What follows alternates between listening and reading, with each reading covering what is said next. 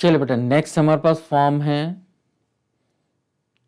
ठीक है। This is integral a x into sine b x, इस तरीके से क्वेश्चन दिया होता है।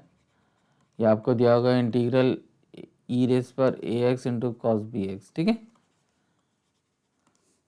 तो ये क्वेश्चन करके देखते हैं। सपोज चलिए question is integral e raise पर 2x into sine 3x dx, ठीक है बेटा, ये क्वेश्चन है।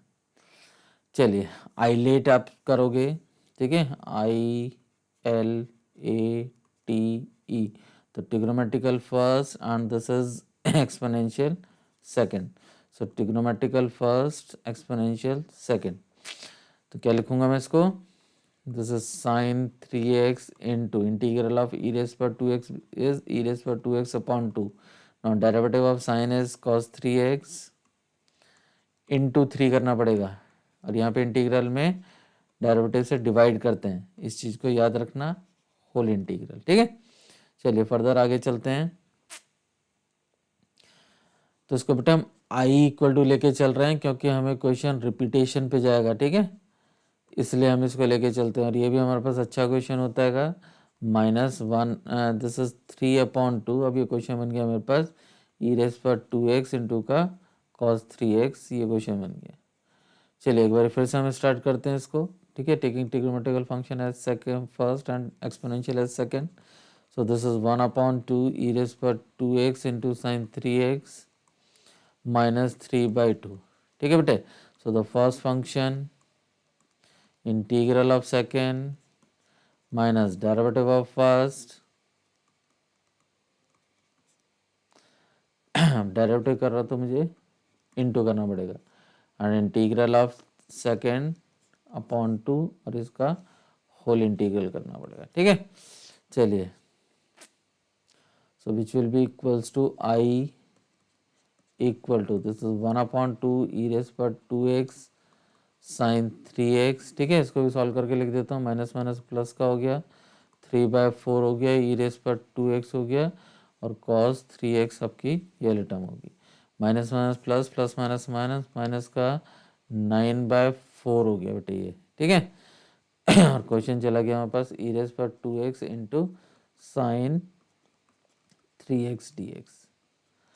अब बेटे अगर आप क्वेश्चन को ध्यान से देखो, जहाँ से हमने क्वेश्चन स्टार्ट किया था, जो हमारा एक्चुअल में क्वेश्चन था वो था हमारे पास ई रेस पर 2x into sine 3x dx, और यहाँ पे देखो ई रेस पर 2x into sine 3x dx, ये हमारे पास क्वेश्चन रिपीट हो गया है।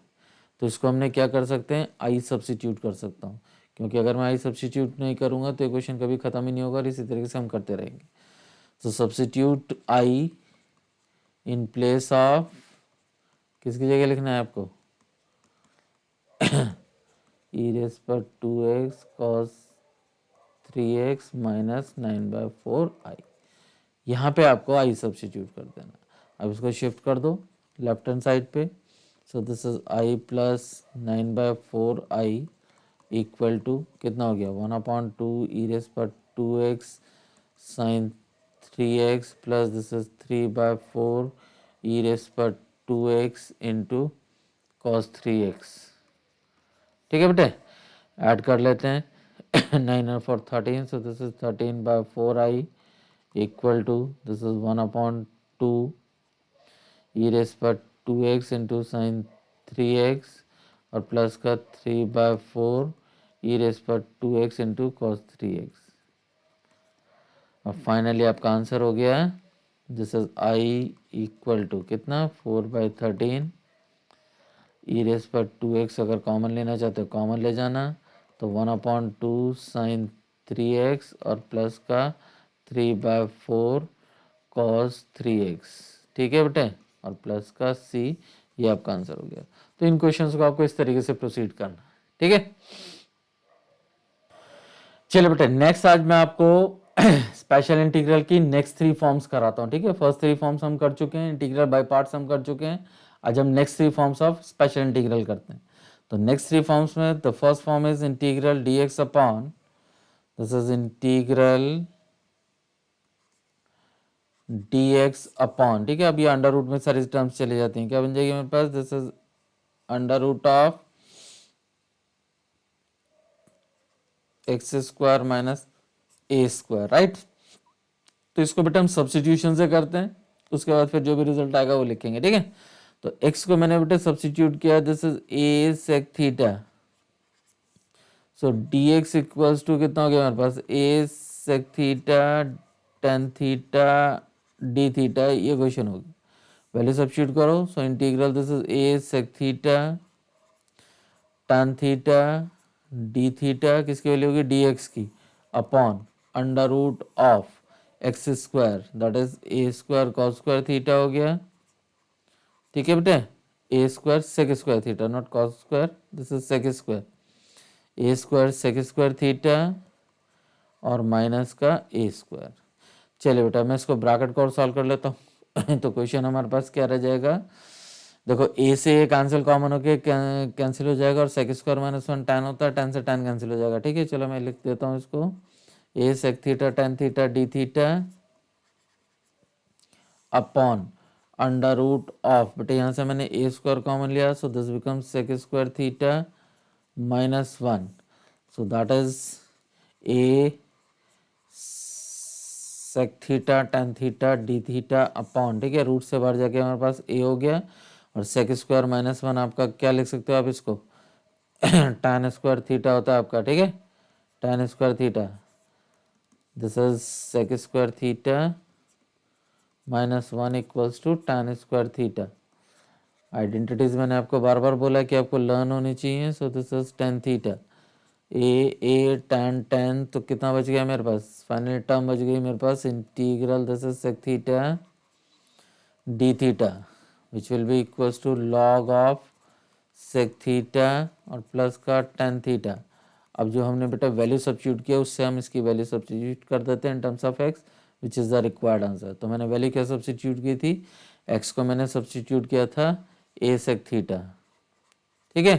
तो सेक थीटा इक्वल्स टू हो गया हमारे पास कितना, एक्स अपॉन ए, और टैन थीटा को आप क्या लिख सकते हो, under root of sec square theta minus का वन, ठीक है। तो चलो अब मैं वैल्यू सब्स्टिट्यूट कर रहा हूँ, therefore this become log of sec theta को हमने सब्स्टिट्यूट किया, this is x upon a, and plus this is under root of sec square theta, tan को हमने लिखा under root of sec square theta minus one, this means this is x square upon a square minus one plus c, और इसको थोड़ा सा solve कर देते हैं, so which will be equals to log of this is x upon a plus this is under root of, कितना बन जाएगा, x square minus a square whole upon a square plus c, so that will be log of this is x plus under root of x square minus a square whole upon a plus c, ठीक है बेटे। बस इसको एक बार ये और लिखना हैगा, this is log of x plus under root of x square minus a square, ठीक है, और लॉग ए अपॉन बी को log a minus log b लिख सकते हैं, माइनस का लॉग ए प्लस का सी।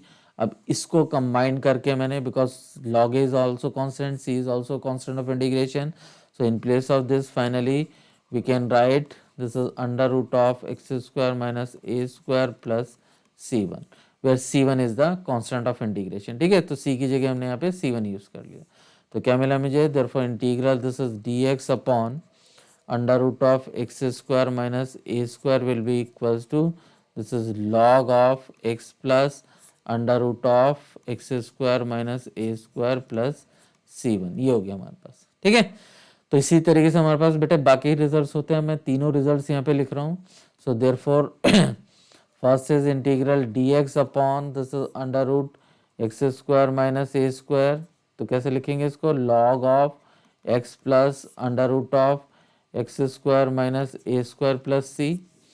Second one is integral d x upon under root this is x square plus a square which will be equal to log of x plus under root of x square plus a square plus c, and the third form will be this is integral dx upon under root a square minus x square, this will be equal to sin inverse x upon a plus c। तो ये बेटा मेरे पास तीन forms हैं special integral की, आज हम अपना इस पे बेस क्वेश्चंस करेंगे, ठीक है। अब अगर आपने फर्स्ट वाली 3 फॉर्म्स जो की थी वो अच्छे से कर लिया है तो ये क्वेश्चंस आप लोगों के बहुत इजी हो जाएंगे। बस एक चीज़ यहाँ पे भी याद रखनी है, जैसे पहले मैंने आपको बताया था, the coefficient of x square should be unity, ठीक है, इक्वल टू 1 होना चाहिए। तो यहाँ पे देखो coefficient of x square is 1, coefficient of x square is 1, coefficient of x square is 1। तो जैसे फर्स्ट 3 टर्म्स में हमारे पास कोफिशिएंट ऑफ एक्स स्क्वायर को यूनिटी बना के आगे हमने प्रोसीड किया था, वैसे आपको इन क्वेश्चंस को करना है। ठीक है, चलिए क्वेश्चन करते हैं एक दो।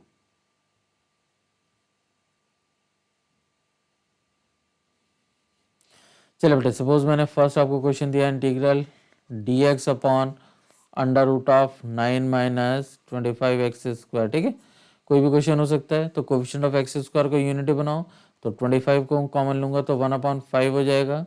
Integral dx upon under root of क्या बन जाएगा मेरे पास 9/25 माइनस का x square which will be equal to 1/5 log of integral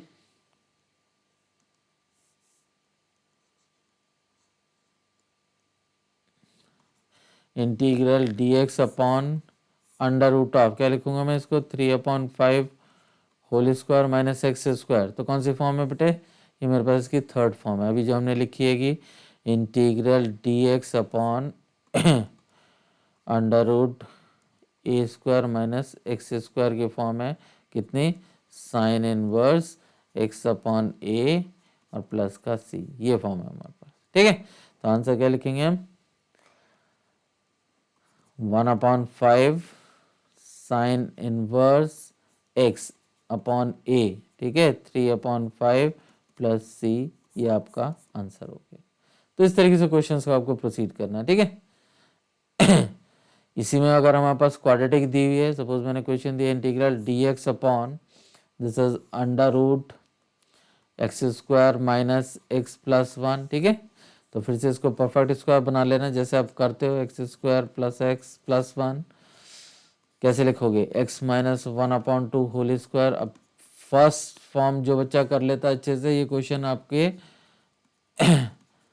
बहुत सिंपल हो जाते हैं। तो कितना हो जाएगा, प्लस का 4 प्लस का 3/4 हो जाएगा हमारे पास। तो क्वेश्चन कन्वर्ट हो गया आपका कितना, इंटीग्रल dx अपॉन, ठीक है बेटे,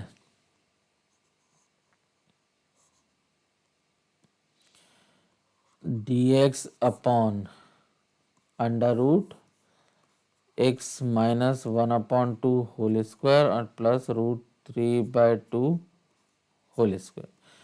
तो एक्स स्क्वायर प्लस ए स्क्वायर की फॉर्म है, तो एक्स स्क्वायर प्लस ए स्क्वायर क्या होता है, this is log of x, x is x minus 1/2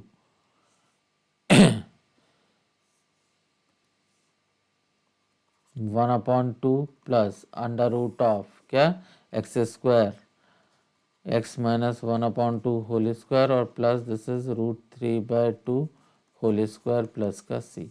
अब इसकी सिंप्लीफाइड फॉर्म भी आप लिख सकते हो, कैसे लिख सकते हो आप इसको, log of x minus 1/2 plus, ठीक है, और इसको हमने क्या लिखा था, ये तो हमारे पास क्वेश्चन ही था, परफेक्ट स्क्वायर जो बनाया था, तो x square minus x plus 1 plus c, आप इसको ऐसे भी लिख सकते हो। ठीक है बेटे, तो इस तरीके से ये क्वेश्चंस बहुत इजी हो जाते हैं हमारे पास।